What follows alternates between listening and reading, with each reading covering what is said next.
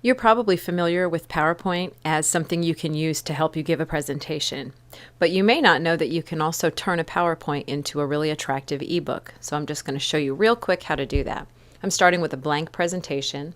The first thing I'm going to do is change my slide size. So I will click Design, Slide Size, and go to Custom Slide Size.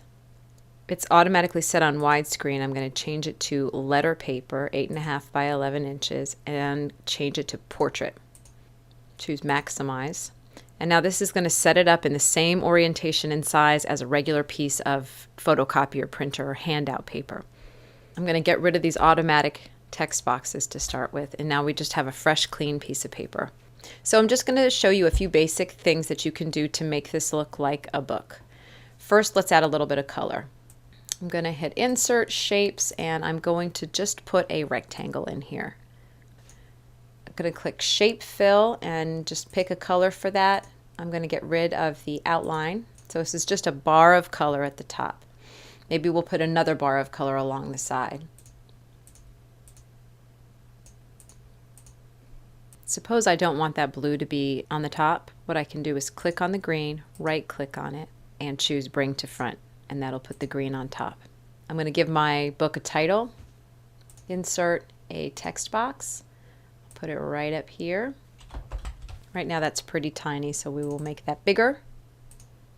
I'm going to make it white, and I'll change the font style. Then we need some text. If this is a book, it should have some text. So we will add another text box.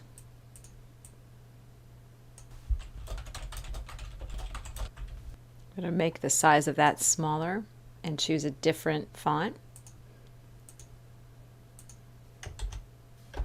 Now, if you're used to seeing PowerPoint with very large words because it's just sort of a bulleted list, this is a very, very different way of using PowerPoint. But the real difference between PowerPoint and something like Microsoft Word is that I can take this text box and I can move it anywhere on the page that I want. It's not going to, reorganize itself or anything like that. So PowerPoint lets me take any of these elements and move them wherever I want them to go. So it's just more flexible for something like this. So let's suppose I want to have 2 columns of text. Maybe I want to have this here. And I just copied that box and pasted it over. And you can put quite a bit of text in. I can also insert an image if I want to. I just go to the Insert menu, and I would just resize my picture, or I could even crop it and then resize it so that it fits nicely into that space, and it's starting to look like something like a newsletter or a book. So I've got one page that looks sort of done. What if I want my second page to look similar? What I can do is just take that slide over here. I click on the thumbnail, right click on it, and choose Duplicate Slide. Then I get the exact same style. Maybe on this second page I want to rearrange things a little bit. I want to go maybe with this thing over on this side and move all of these elements over here. I'm clicking and holding down the Shift key to select all of these things, and then just using my arrow key to scoot it over, move the title. So all of these things can be moved to wherever you want. Maybe I'll replace that picture with something else. And maybe I want to organize my columns the opposite of the way I did it on the last page. So I'll move this one over here, move this one over here, and take this and put it over there. So now I've got a second page.